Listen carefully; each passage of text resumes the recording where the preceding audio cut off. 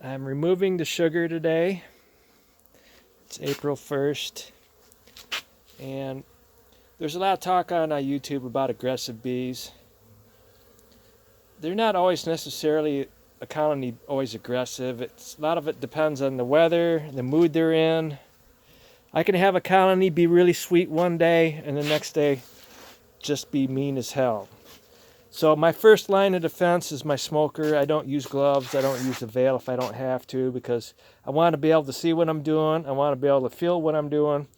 I save all the scraps of wood from all the hive pieces I make, the frames and the deeps and the medium hive bodies, bottom boards. I save everything, and I make sure it's all the right size that'll fit right in there. A year ago, I said that bees were like dogs. You give them a chance to get used to you, and sometimes they want to charge. They'll charge your finger. See if I can get them to do it. So if they're like dogs, I'd have to say they're like female dogs because they're moody. Sometimes it's a bitch working with bees, and they'll be mean as hell to you just like a woman. And other days they'll be sweet as pie. So you take your smoker, you don't need any gloves, you don't need a veil, and you smoke them, get them to go down. Get them off the sugar, because I want that sugar. I started doing a few of these colonies, and they were getting aggressive because they didn't want to give up their sugar. There, that gives you about 5 minutes to remove the sugar.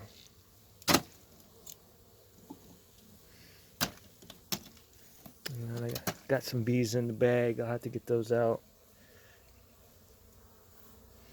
And then I take, if there's any pollen patty left, I'll stick it in here. Because I'm going to stick that medium on top of here. I'm going to remove the shim.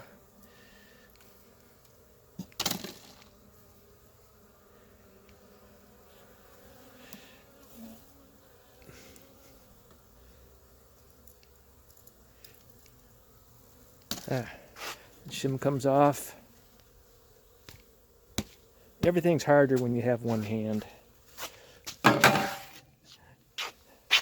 if there's any wax paper sitting up around on here, I remove that so they don't have to.